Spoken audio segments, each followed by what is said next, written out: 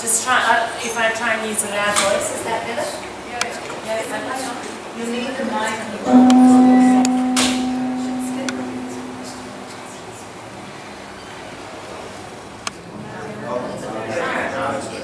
Yeah? Okay. Thank you so much for inviting me to be part of this fascinating, absolutely fascinating program of research. As Rochelle said, I've done a lot of research in Australia, really over 8 years on coastal planning and management. I'll mention that briefly in a moment. But for those of you who are here from the municipalities, it may interest you to know that before I became an academic at the University of Sydney, I worked as a practicing planner for 7 years. So if I ever sound too academic when I'm speaking to you, please interrupt and ask me what it really means for practitioners on the ground. Now, this presentation I gave initially in Haifa last week, so some of the background and context I'll try and go over very quickly so that we can get into the nitty-gritty detail of some of the things that are happening in Australia. I'll go through how Australia might relate to the rest of the world very quickly and how we approach coastal planning management in Australia. And then I'm going to talk about 3 examples. One is the way that the federal government interacts with state and local practice. One is an example of how state governments' planning regimes influence local municipalities. And the last example is how local municipalities are trying to preserve their coasts when higher levels of policy, state and national level policy, when those policies go wrong, what local municipalities are trying to do. So this is the series of research projects that I've done with colleagues in Australia, and I mention it not only because it explains where some of the information that I'm drawing on comes from, but also because it was a very interesting and perhaps not dissimilar to the Mare Nostrum concept. It was a very interesting partnership between local councils and the University of Sydney. And it began in 2004 when small coastal councils in Australia, there's about 580 municipalities, about 180 of them are on the coast, and about 80 of them are beyond the major capital cities. And many of those councils were experiencing a lot of growth pressures, which I'll mention briefly in a moment. But they joined together as a kind of coalition, and they called themselves the National Sea Change Task Force, which translates essentially to a council task force on managing coastal growth, essentially.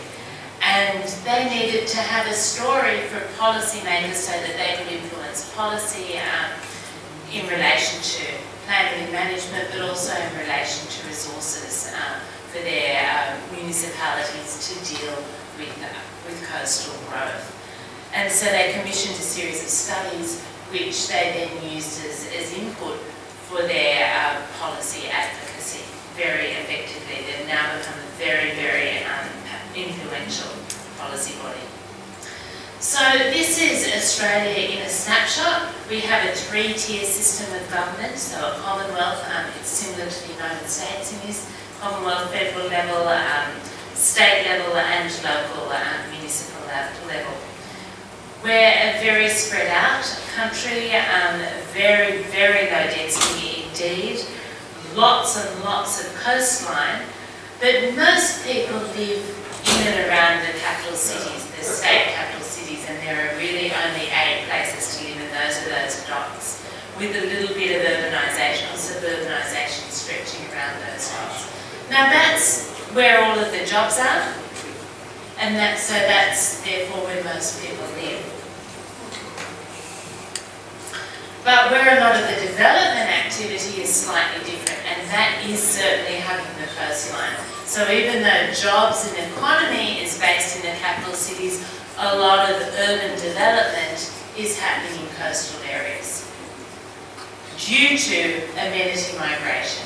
I think that's probably a term that actually it may have been originated in Europe, where people moved to places for lifestyle rather than jobs. And that's problematic, of course, because when you get large populations moving to places for a lifestyle rather than jobs, the underlying economic basis for the community is very fragile, and so that creates a whole lot of difficulties. In Australia, we call amenity migration sea change, when people move to a new and beautiful location, either because they can retire or because they can, sometimes commute to work in the capital cities, sometimes because they don't have a job in the capital city and it's cheaper to live on the coast. So this has meant not always population growth in these coastal areas. Some of these coastal communities experience very rapid population growth. Some are still experiencing 6% population growth per year.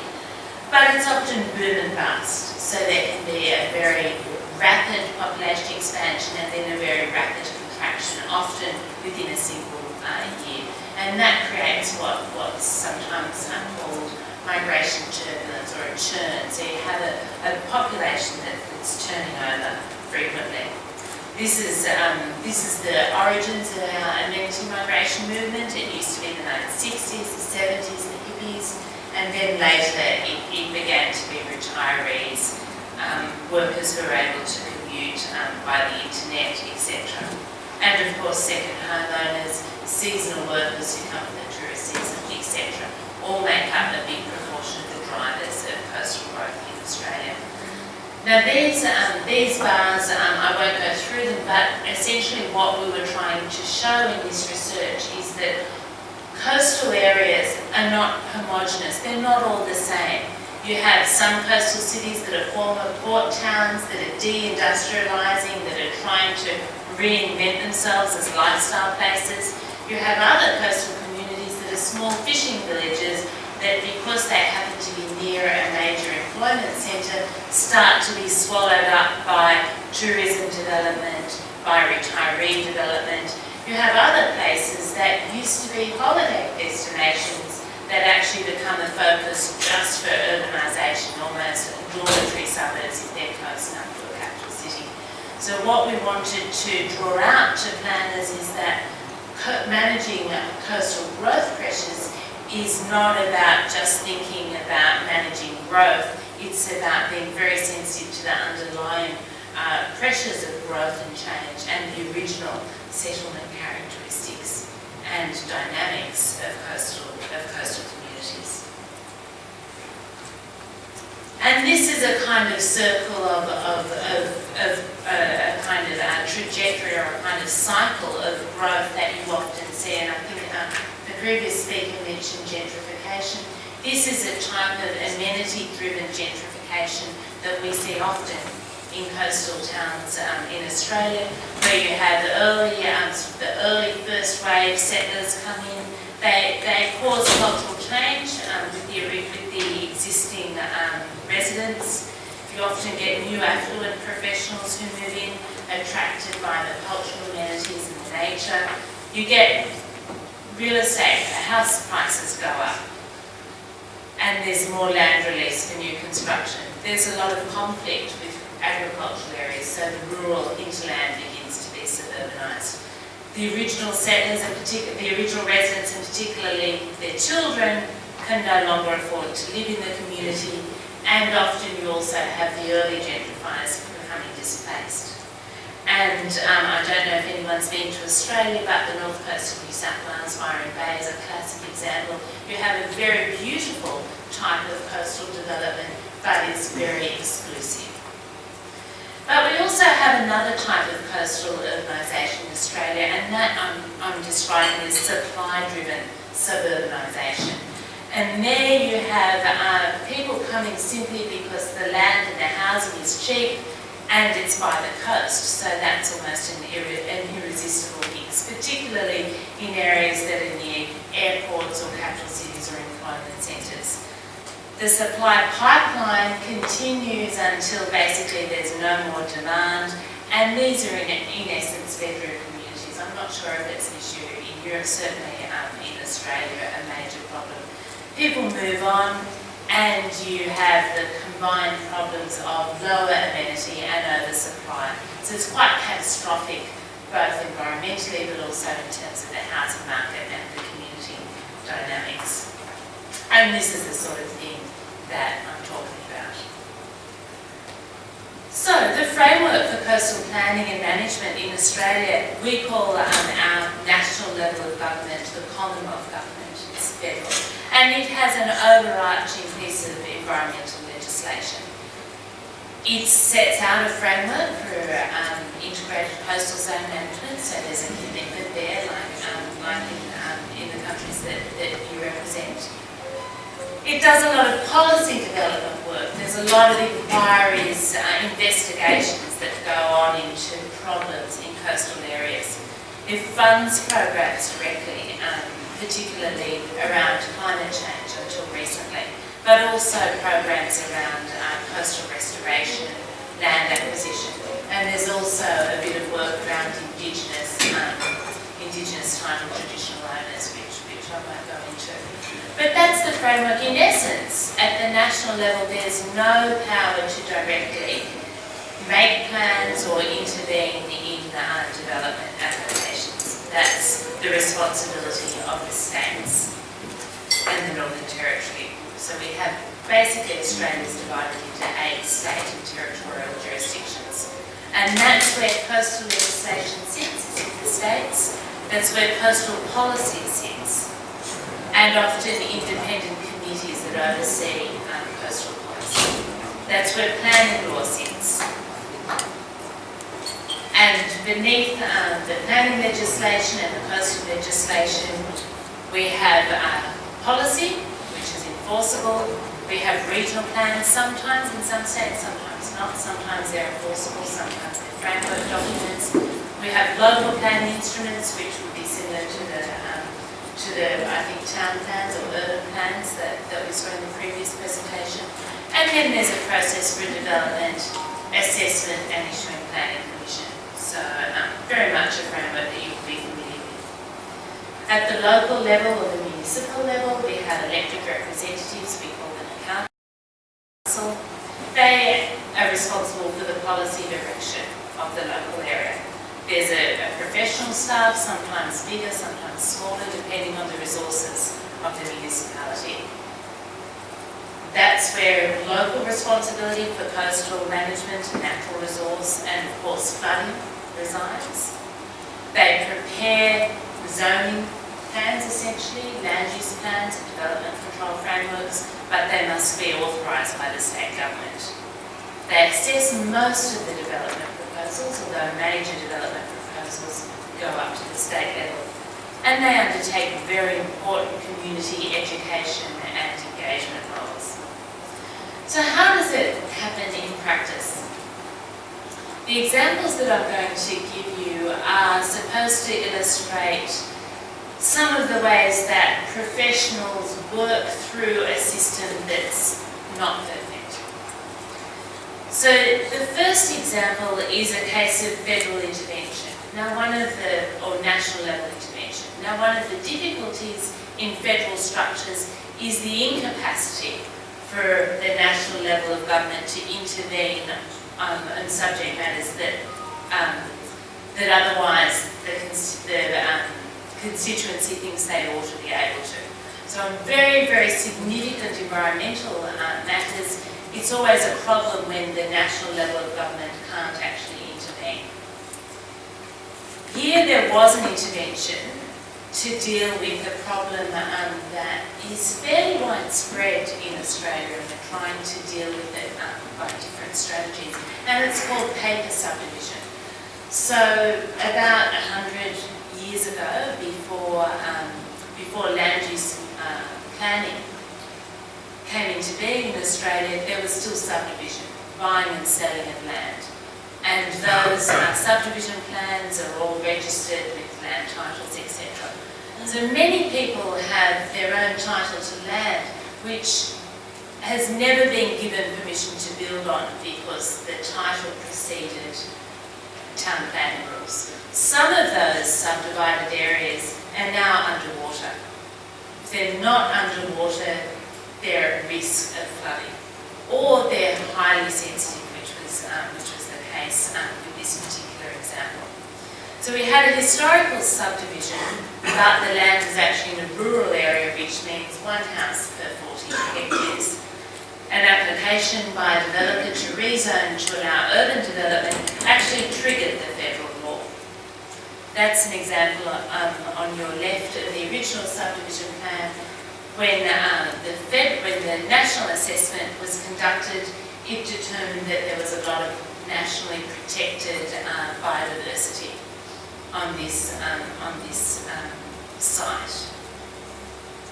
So it wasn't due to coastal values in this particular case, although this case was interpreted as a coastal planning victory. It was actually a technicality that the biodiversity happened to be listed in the federal legislation, and therefore the proposed rezoning and development of these lots was actually refused in the only refusal ever under Commonwealth law. So what does that mean for the landholders who bought the lot, thinking that they would be able to develop it? The Commonwealth and state governments have collaborated to provide a fund to purchase those sites, and the sites would be put into a national reserve, so put into national park. Despite that, the landholders are opposing this. They're resisting compulsory acquisition, so the matter's still pending in court. Meanwhile, sorry, you can't hear me? Or you want me to go faster? No, I was just wondering, could you lower your voice, compulsory purchase and so on? Oh, people, just to interrupt me, what do you want me to explain? No, it's okay. This purchase is compulsory, so it's expropriation, just wanted to point it out. Yes, Rachel's been out of the room, so you missed the benefit of Rachel's translation, but she promised me that she will start to translate my Australian and my funny terms. Yes? I was going to wait till the end, Nicole, but if it's early, right. The Minister of Environment is also the Minister for Planning. No. Then how was he able to stop this? Yeah, I mean, that's the great question, because the biodiversity was listed under that national law. And that's his priority over, you have the Minister of Planning too? Well, at the Commonwealth level, there are no planning responsibilities. So at the national level, there are no planning responsibilities. So in this particular case, it was an arbitrary fact that the species, obviously not listed in state law actually, but listed under the Commonwealth law, so it was a biodiversity, ruling. Authority to stop planning. Yes. If it triggers, yes, if that biodiversity is listed as nationally significant. The takeaway message for NGOs and environmental activists in this case is that even though it's not legally elegant, the more different types of protections you have in a system, the more opportunities you've got to prevent an inappropriate development outcome. In this case, this was the right decision not to develop this land, but there was no other way to prevent it aside from the fact that it luckily triggered an almost arbitrary national environmental protection listing. Now, the compensation that I was referring to is we don't have in Australia any standard approach to compensating landholders if they don't like the zoning that their land is given in a land use plan. But typically, planners will not downzone.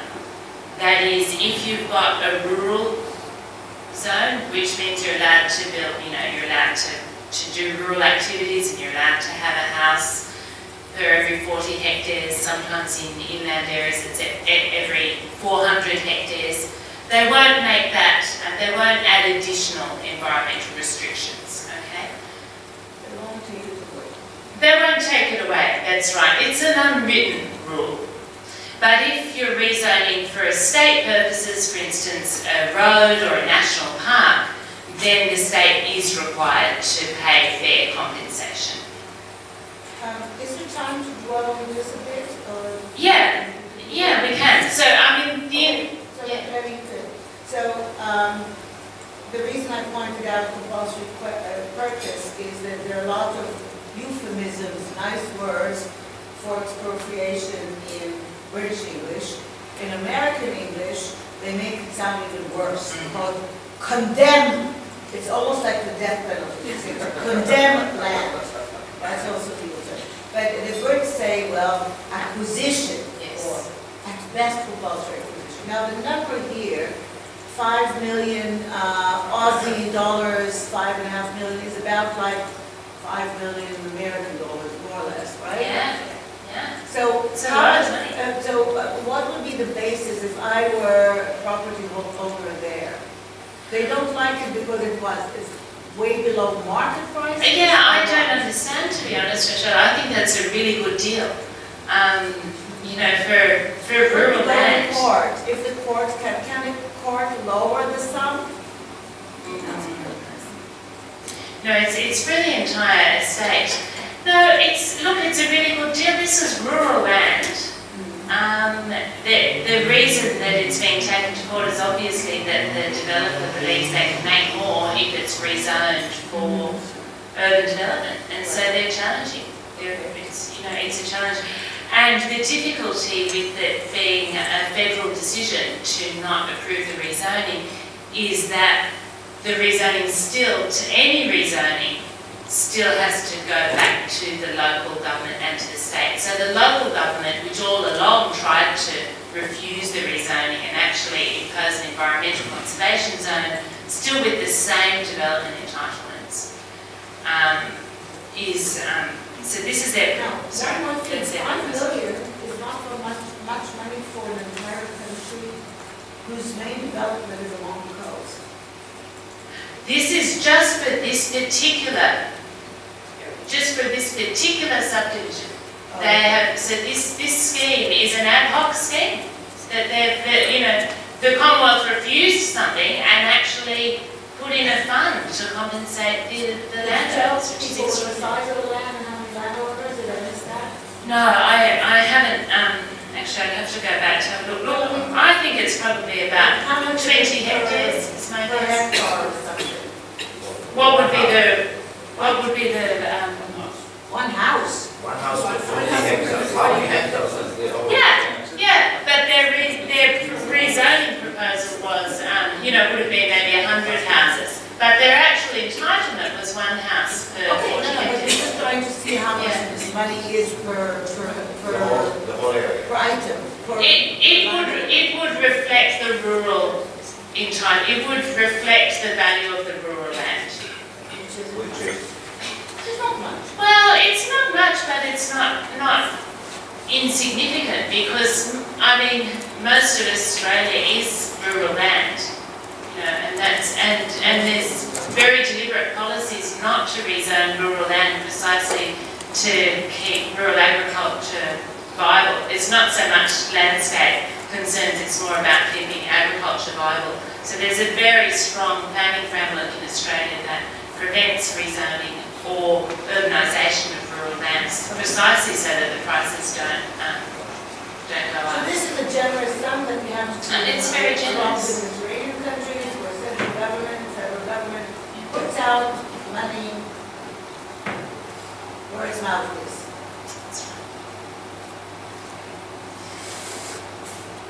Now, there's an argument that dealing with a problem like that coastal estate at the end of the process is problematic, and so strategic environmental assessment or upfront assessment of an area rather than sort of triggering Commonwealth involvement right at the very end is the way to go.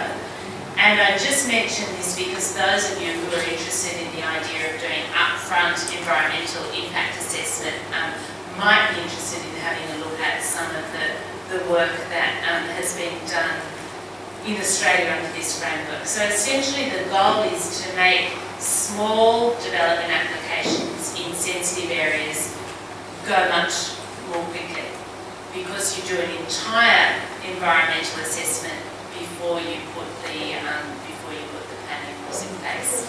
So it's like environmental impact assessment, but it's up front at the strategic planning process, and then anything essentially that fits within a fairly detailed strategic plan is then guaranteed to be approved without additional referrals to environment protection authorities or the Commonwealth, etc.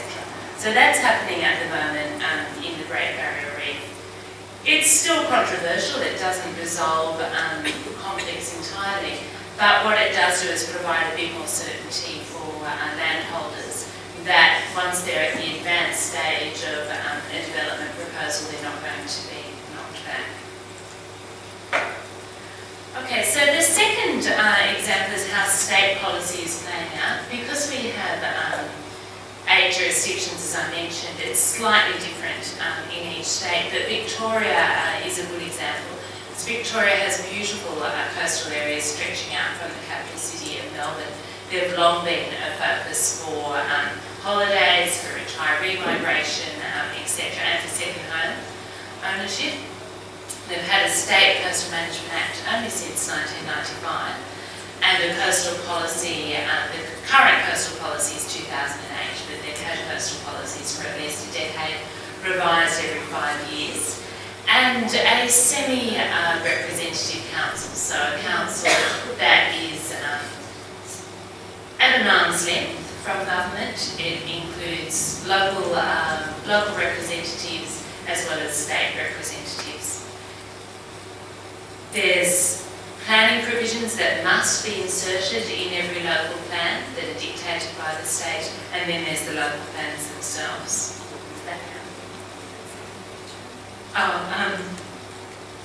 The animal in here, I've got a question about the animal. It's a seahorse, I think, some kind of seahorse.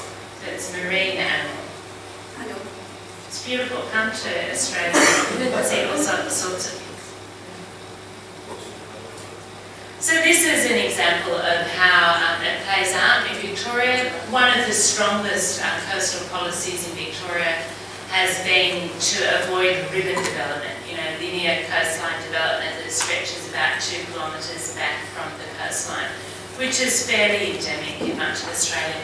In Victoria, a lot of the coastline is in public ownership, so of course that makes it easier to prevent coastal sprawl. But nevertheless, they face pressures. This particular council, Surf Coast Shire, has had an urban growth boundary that it's sort of drawn around its existing settled areas and insists that coastal areas only develop within that boundary. So you can see the yellow line there. That is the area for growth for that town. It's logical. It connects to the area behind it. Not as attractive because there's no coastal frontage in those sites, but a much better settlement planning outcome. Future growth, because of course the key objection whenever you talk about growth management is what will that do for housing affordability, in inexpensive housing markets. They manage that by designating regional inland centres about 20 minutes inland, and those are the places where they concentrate investment for their regional government infrastructure, etc. So they try to encourage bigger growth to go to less sensitive inland areas. And there's also a very strong emphasis in Victoria on the quality of design. And Surf Coast Shire itself, a little municipality, talks about vernacular or local style design. It's not necessarily expensive design. This is designs of their houses and apartments, even up to medium density. It's not necessarily expensive because over about a decade they've had pattern books and a lot of communication with developers to try and make developers understand the sorts of housing designs that they're interested in seeing in the Surf Coast. So it's about making the Surf Coast feel different to that sort of coastal sprawl that I showed earlier. And apparently it's been reasonably successful. So the last example is an example really of coastal entrepreneurialism. I mean, like the case studies that I just heard about, there's lots of nicely written policy in Australia. It doesn't always work out. One of the major challenges for local planners and for local municipalities is political change at higher levels of government. And so in New South Wales, it's been a significant issue in the state of New South Wales, where there was very, very strong policy on coastal flooding and on climate change over the last decade. And in 2011, the state government went so far as to identify sea level rise thresholds and coastal flooding thresholds that were linked to the IPCC projections and that were mandatory, had to be enforced. Rachel, Michelle, did you? I'm drawing Georgia's attention to the information part. Perhaps it was linked before. Oh, okay. But did you define RCC? IPCC, so the International Panel on Climate Change. You need to... Sure. So the International Panel on Climate Change projections, I mean, Australia has so much coastline that the detailed forecasting of projected sea level rise is hugely expensive. The Commonwealth Government did an enormous national assessment, but it's far too broad-grained to be able to make decisions about individual plots of land. And of course, sea level rise differs based on whether you're talking about a sandy shore or a rocky shore, etc. So there's some very broad-based information provided by the Commonwealth Government, but in the absence of detailed, fine-grained mapping, the local councils were finding it very, very difficult to prevent development in areas that they knew were going to face increased coastal hazards in the future, which meant for the councils that they were going to be liable for approving developments in areas that could later experience intense flooding, storm damage, demolition, or even the loss of the entire site. So the councils were worried, firstly, of course, about litigation, but also many of them had a very strong political belief or a strong policy view that climate change was occurring, and that for biodiversity reasons, for public amenity reasons, for all sorts of reasons, it was important to maintain as much as possible an appropriate area of coastal reserve to allow for natural retreat. This was the policy goal of many councils. So dealing on the one hand with developments in problematic locations, which I'll show you in a moment, but also on the other with preventing things from getting worse by making sure that developers don't build in areas that are likely to experience increased inundation and coastal hazards in the future. They had no support from the state government to do that without having this new policy that came in that said these are the thresholds and coastal councils must apply these climate change thresholds in assessing developments, and the state had to bear them in mind in approving areas for rezoning. That all changed in 2011, and responsibility went back to the local councils, and this is the framework that they have within which to make their decisions. There's a Coastal Protection Act, which allows individual landholders to undertake emergency protection to protect their properties. Very controversial, because if you wake up one morning and someone's put sandbags or rocks or whatever on the beach, then the implications for the actual beach itself, of course, are really problematic. So this idea that people can actually just go down to the beach themselves and act to protect their property is very, very controversial. But under the legislation that changed in 2011, there was permission to do that. But you need a permit to undertake permanent coastal protection works. We have a new provision for coastal zone management plans, although we had a version of them in the past. And then the main planning legislation, under which plans are made and developments are approved. Local plans, which are like your urban town plans, I imagine, and the process of development assessment and approval. And a very modest fund for the acquisition of coastal land. Usually it's an annual fund. Usually the sites that are acquired are obviously sites that are not developable, but it helps councils overcome, the heart-rendering cases where, you might have had a long-term resident whose lot becomes simply subject to so many coastal hazards that if they rebuild their house one more time, it's just ridiculous. So it's almost like a fund. It's case by case, so it's a fund that you can use for cases that are just really difficult. As a hardship thing, or as a both. Now, compulsory acquisition happens through the process of rezoning the land. So if they rezone it as a sort of nature reserve, it has to be acquired.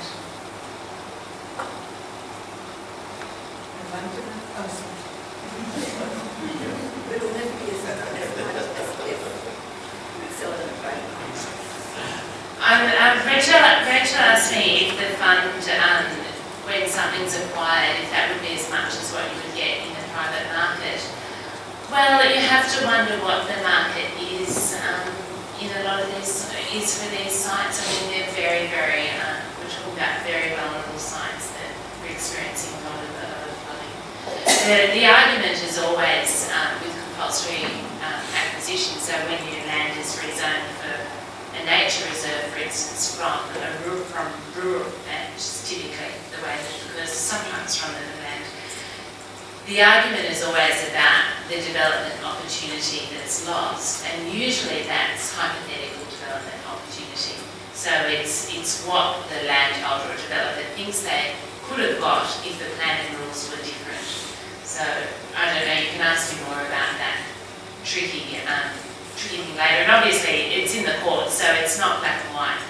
But the general issue in Australia is as long as you don't overzone an area, so as long as you don't sort of turn something into urban land, then you have a lot of flexibility down the track in order to either keep something in rural use, or even if you do need to turn it into national park, you'll only have to acquire the sites at a lower cost. If that makes sense because we don't use that term. So, Eurobodalla, this is a municipality, local council, one of the sort of hotspots for climate change. Is that part of the EU, Euro? Yes, that's right, yeah. That's why I chose this example. It moved incredibly quickly. I think it had some very switched on planners who had a very progressive local council at the time. The minute the state government declared compulsory climate change thresholds, the planners declared an interim planning policy for Eurobodalla Shire. That meant that it was a signal for everybody who was going to develop in Eurobodalla that if you were in the coastal zone, they were going to investigate your site before approving any rezoning or before approving a development. That was really lucky, because soon after that the state government in New South Wales changed. So now in New South Wales our state government is very sceptical about climate change, is very reluctant to, I know you're incredulous, but yes, it can be. Incredulous, they are very reluctant to do anything that might be seen with interfering with private property rights. Though they're happy for local councils to do that. They just don't want to have the electoral. They don't want to be blamed. State government doesn't want to be blamed if property prices go down in coastal areas. So the state government has stepped back, pulled the policy, but because this council had already declared its own policy, even though it also had a local government election and the council has changed, also quite hostile to the idea of climate change. But the planners were able to argue successfully that once the commitment to managing sea level rise and to planning proactively for coastal hazards, once it was out there, they couldn't take it back because then they would be at risk in the future for negligence. So because they had made that commitment, there would be a risk of negligence in the future if they took it back. So the state government policy has changed in a way that is also interesting and doesn't mean all hope is lost. What the state government has said is that it's now up to each individual council to determine coastal risks in their areas, which it says is much more flexible. Local councils say that's unworkable because it's so expensive to do the mapping. Now, of course, they all have very detailed flooding maps, and there's been a very, very strong and effective framework for managing flooding in inland areas as well as coastal areas. Sorry? We do have that. And the issue of liability for approving development in flooding areas is completely resolved because the state government has released a manual. The manual's been out for about 20 years, and as long as municipal councils follow the manual, and it's a very detailed manual, updated every few years with specifications and the latest sort of data. As long as they follow the floodline, the flooding manual, they won't be at risk for negligence. This is the state of New South Wales. Other states have similar arrangements. But of course, with climate change, you need to factor in forecast data, not just historical data. And because flooding mapping is all done based on historical data, that raises new questions. So Eurobadala Council, who was planning to do very detailed shoreline mapping to turn its interim, which means its sort of draft temporary policy into a permanent policy, has had to put that work on hold. So they've not been able to make it permanent. What did it want to develop? It wanted to make its interim policy, so it's about sea level rise. So not to develop?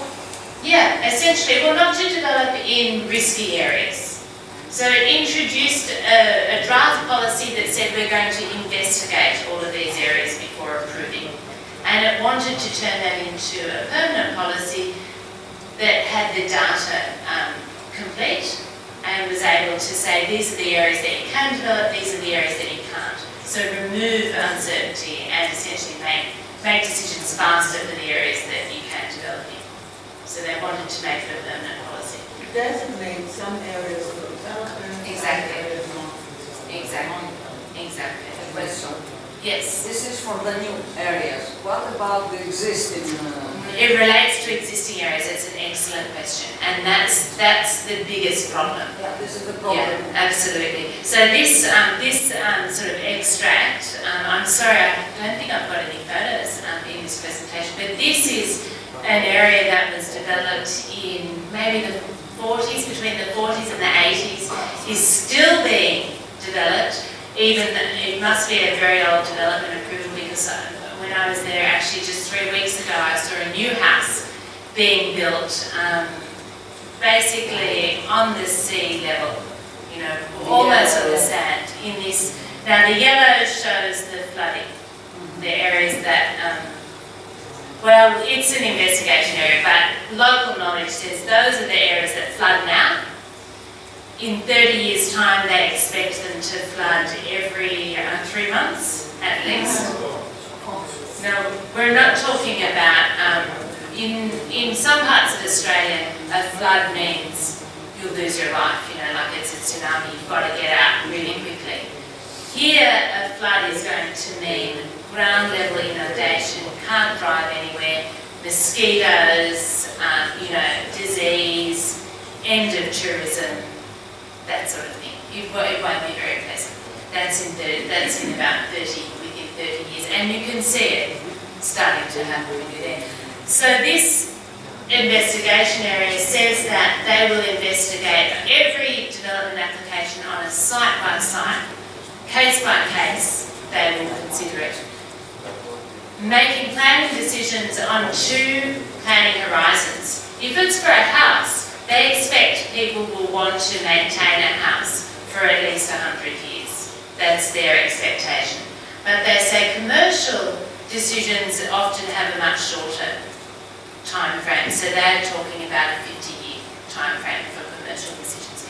And their thresholds that they've used are physical thresholds. So it's based on when sea level rise reaches a certain point or when erosion reaches a certain point, then certain actions have to be taken. And they think this is a good outcome.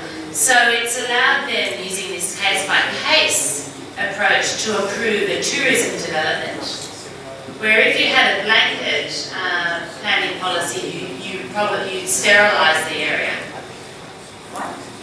Well, if it was, you'd prevent any development from occurring. I will understand it. Yes. Combination statement, blanket policy. Okay. If you had a policy... They're thinking of the blanket. Yes, that sounds very nice.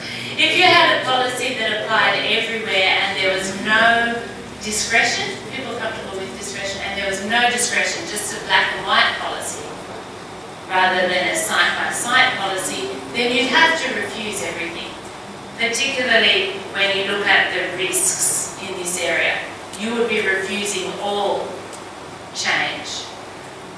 But by having an investigation approach, they're preventing speculation. So they're not getting people's expectations up too high. But they're also saying we do want to be able to let people use these areas. They are existing urban areas. We want people to be able to use them. So we're going to require design innovation. So they say if you want to build here and you're a commercial operator, you have to build with materials that are completely transportable. And apparently the technology exists, because to me this looks like this is just a line drawing, so presumably it's beautiful, hasn't been built yet. But apparently it can be just picked up and transported if the conditions become so bad. This morning, I mentioned that these kinds of engineering and architectural regulations is something that our project will start looking at more deeply, because in Australia and in several central and northern European countries, these are coming up, and it is an important part for us to start looking. So here's an example. How you don't say just no development, but in some cases you say yes, okay, provided that you on wheels, on columns, on light structures, various kinds of things. Nothing is a panacea, nothing is a full solution, because if it's on stilts, on columns, then it might be more dangerous for earthquakes. But it all depends on the situation. So this is a whole area of regulation that was not initially what I had in mind, and it's not mentioned in the proposal, although it is not mentioned. It is not excluded either. So, and here is a beautiful example of an area I think we should start looking at. These are the intentions. Yeah, it's not widespread, but I think it's an example of the regulation driving the technical innovation. So because there are these increasing requirements in coastal areas, then builders and building manufacturing firms are starting to develop products that will work. And it's a result of having the policy in place first, which I think is very positive. For single-family homes, just having that investigation policy has meant that the planners are able to insist on elevation. Now that may be easy in your countries, I don't know, but it's not easy in areas that haven't already been identified as flood-prone areas in Australia. If you're not already on a flood-prone map, to require a house to be elevated is not an easy thing. But because they're to be lifted up is not an easy thing. And it adds about an extra $20,000 at the moment to the cost of a house, which is quite significant.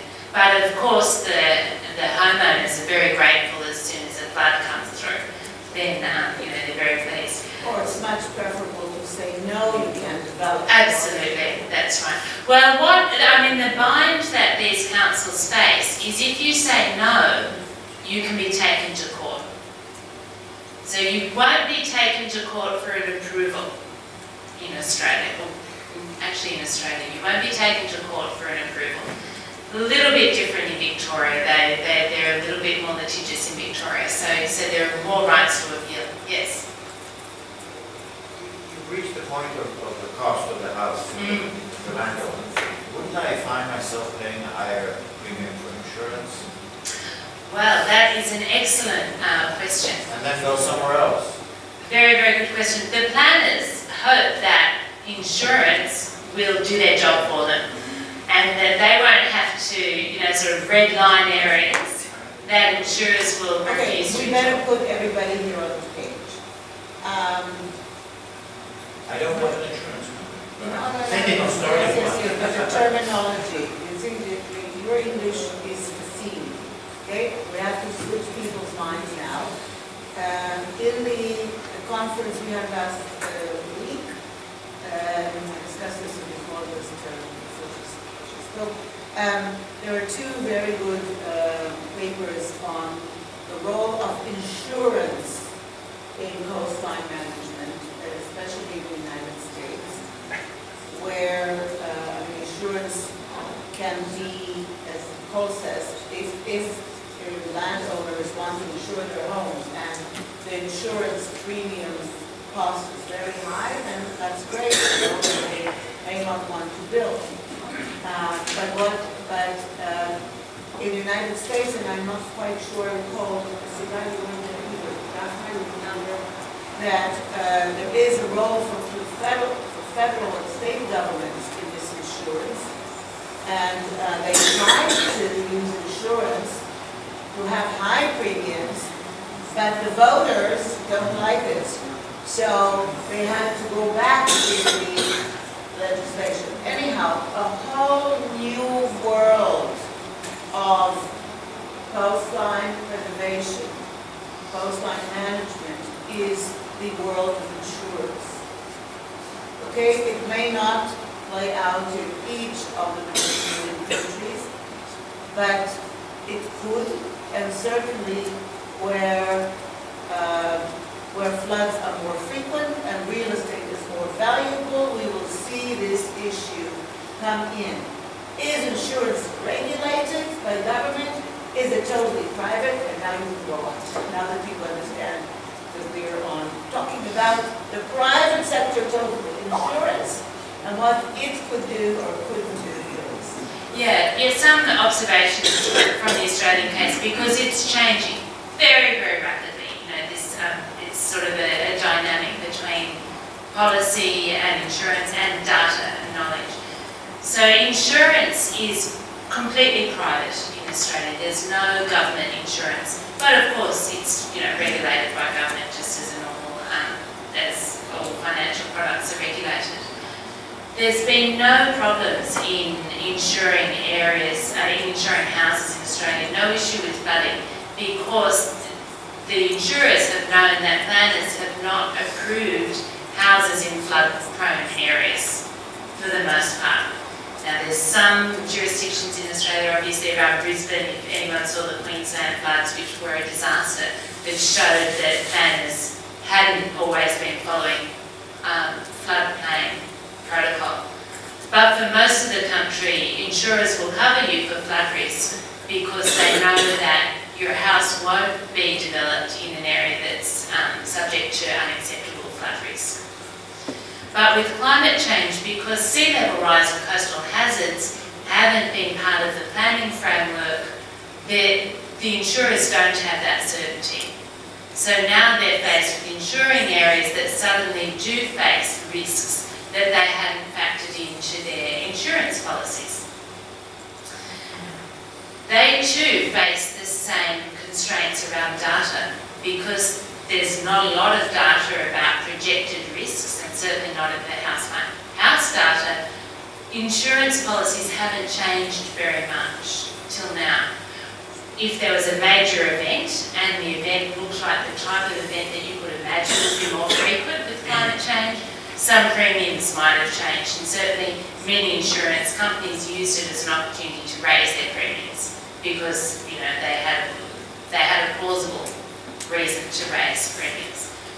But now what's happening, unfortunately or fortunately, as local municipalities release their own studies, and I'll show you one in a moment that's incredibly detailed, that does influence insurance premiums because it's the job of the insurance workers to look for all types of information that might affect their risk. And in fact, I'm not an expert on insurance, but I understand there's a central body in Australia that sort of regulates data on risk.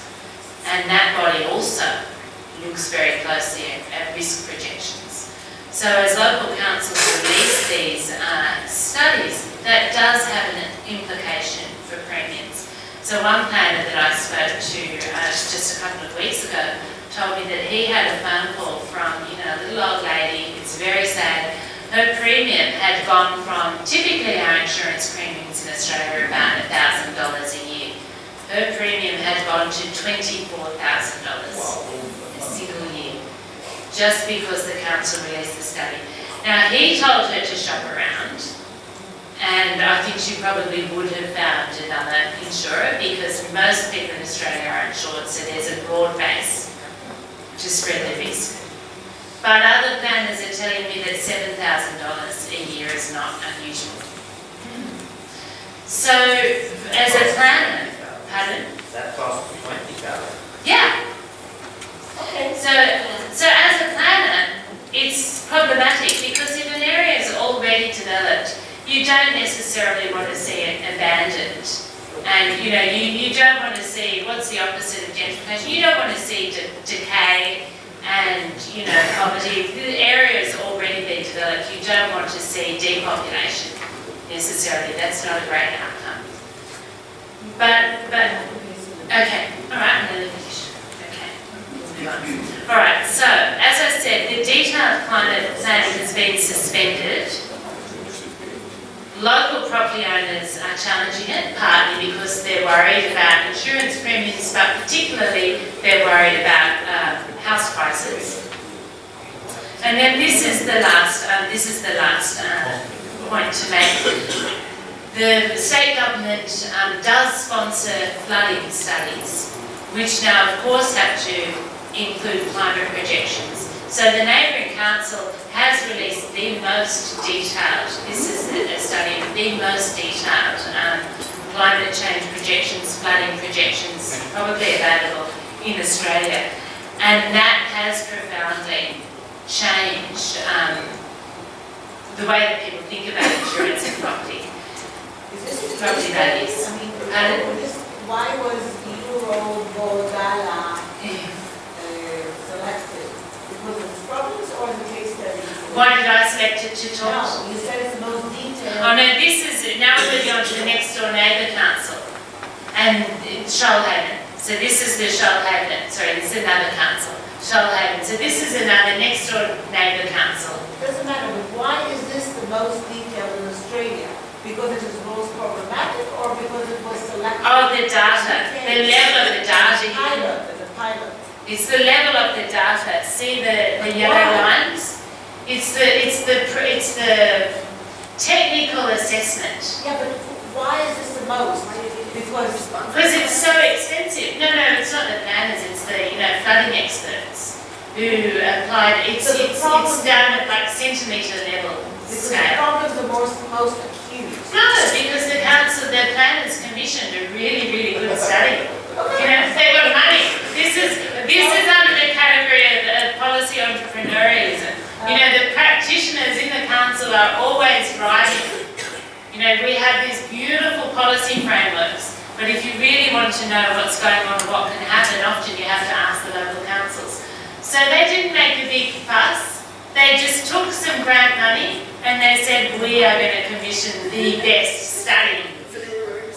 Yeah, and so they did. Innovation. Yeah, innovation, whatever you call it, activism almost. But it doesn't look like that. It's just a really big, comprehensive study. You talk to the planners and they're thrilled about it. They're absolutely excited because it just provides data that can't be ignored. I can barely interpret because I'm not a technical person, but we all understand the implications. It shows the areas of risk without room for doubt. Is this contour lines? Contour lines, yeah. Oh, Well, they're actually What is the... they're Because I can where the sea will be at different intervals of time. So where the sea will get to at different intervals of time. Okay. So these conclusions were partly for an academic audience, but they may still be relevant to a broader group of colleagues. Obviously, it's politics and economics that define what happens in the coast in Australia. I'm afraid to say it's not progressive first principles policies, it is politics and economics. And we've seen an era or a time period of quite progressive, quite detailed policy that's worth, borrowing from. But at the moment in Australia, we're actually moving back from that. Yeah, we haven't got, we do have a framework for integrated coastal zone management, but I could, apply the same generic, conclusions to describing what we have that Rochelle said. Well, you could say that anywhere, any place without doing a study. Our ICZM problems are the same as the ones that, you defined. You don't need to do a study. We've got disconnection both between sectors and between levels of government. We have a lot of policy, but we don't have enough law that's legally enforceable. And that's a problem for local level planners, but they're being very innovative nevertheless. Now, I'd like everybody to take a deep breath and look at the lovely term, the regulatory deficit. I like it, sort of. I mean, It's not a Europeans scientific. like to talk about the democratic or democracy deficit, but actually, Mare Nostrum is very much about filling in the regulatory deficit, but smartly. And so let's note this. So even Australia, which is more sophisticated in regulation and implementation than some of the Mediterranean countries, your perception is that there is a regulatory deficit. There need to be more and smarter regulations. Not necessarily more, right? But That's right. so the numbers. Here I'm talking as a practitioner. If I'm a local planner and I need to have authority, I need to have legal authority for my decision. If that decision relates to preventing inappropriate coastal development, the authority generally is there.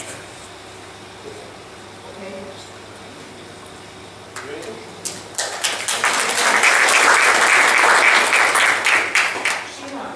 Yes. So we had a whiff from what should Australia be called? The ultimate coastline continent? Yes.